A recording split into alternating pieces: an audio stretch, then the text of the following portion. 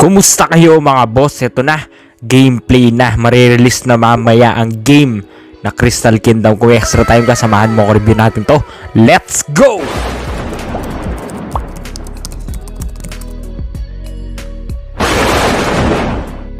So ito na mga boss, Crystal Kingdom. So early access tayo pero mamaya marirelease na to sa public mga boss, no?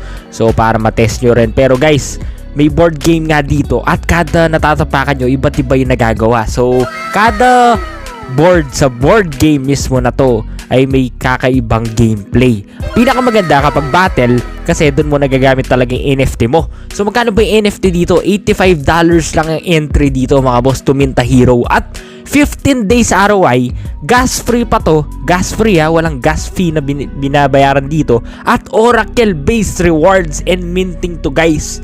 So ang daming positive dito. Mamaya explain ko yung token niya, no? Kasi posibleng tumaas mga boss. Pero siyempre, do your own research. High risk, high reward yan. Pero mamaya re-review natin yung token, no? Focus muna tayo sa game mga boss, no? Kung titignan nyo, yan yung board niya. Tapos mag-move ka lang, parang nagro-roll ka ng dice. Tapos, kuwari to mga boss, nakatapa ako sa mat, no? So hindi ako marunong sa mat. Yung mga marunong dyan sa mat mga boss. Baka yung mga scholar ko, comment down below naman. So marami pa tayong magiging scholar. Malapit na ang next giveaway natin mga boss. So wait nyo na lang. By the way guys, may scholarship din dito. So after ng P2E 30 to 45 days malalunch na, pwede na kayong magpa-scholar. So sa mga manager dyan, comment down below naman mga boss, no? So magkakaroon din ng PVP dito, staking, at guys, napakarami talagang potential nito kasi nga 10 to 15 days ROI. So very excited na ako na malaro nyo to, no?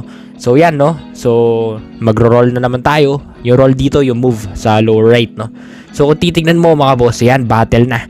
Ang NFT ko nakuha ko, okay, yung nakuha kong NFT, Archer siya. So hindi yata alam niyo tong mga kalaban ko na nagdo-Dota 2 ako, meaning alam ko yung free hit. So ang style dito mga boss, kapag range ka, lumayo ka sa kalaban mo, okay?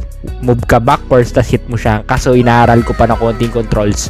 Kasi kapag bago ka pa lang, ayun, kahit pala pindutin mo lang. So pinipindot lang pala yung mouse. So ang gagawin ko dito, style free hit lang, no? So lalayo ako, tas hihit ko siya.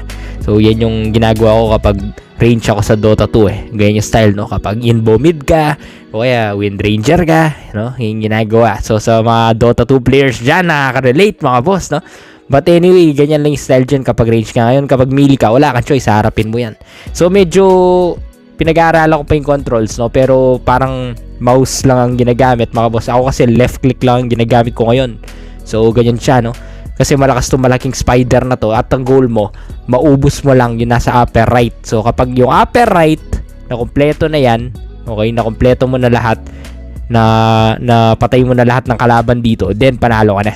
Ganyan lang ang goal mo dito mga boss sa game na to. At mga boss, ang laki ng rewards dito. So lalo na kapag na public launch na, kasi dito mga boss hindi pa pinapakita, pero kapag na public launch na tong game na to, malaki ang rewards kasi 10 to 15 days ROI saka makakita ng game na ganun. But also, I want you to do your own research first. Disclaimer malay natin wala kang skill or capacity talaga na manalo ng ganito kasi may skill factor din to. Kung titignan nyo, kung tatayo lang ako dito, mamamatay ako.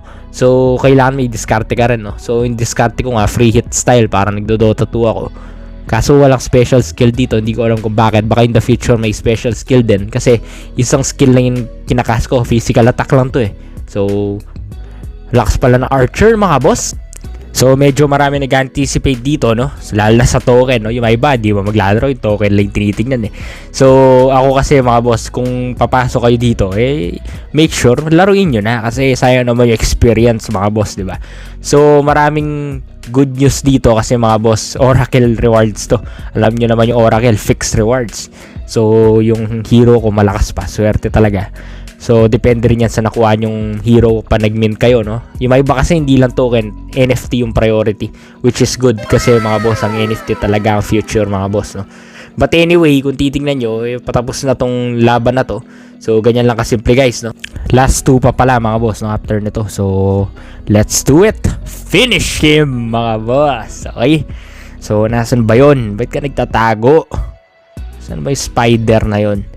Ayun. Okay. Finish him. Lumayo yung range ko bigla. So ayos yung kapag archer ka talaga, lakas, layo ng ano mo, no?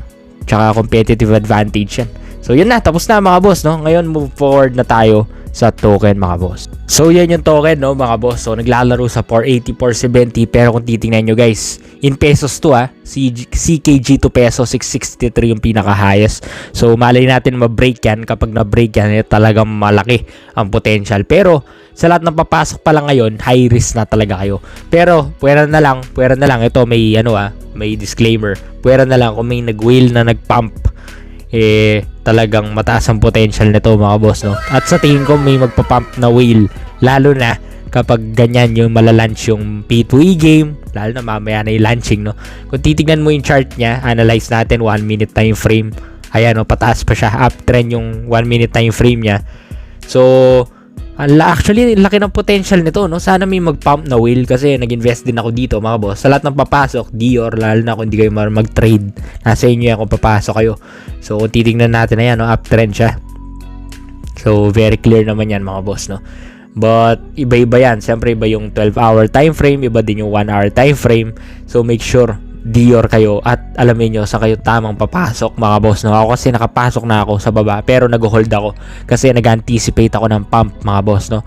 But disclaimer, do your own research. So yun na yun mga boss, abangan natin to. Ako kasi gusto ko yung game, abangan natin yung game mismo.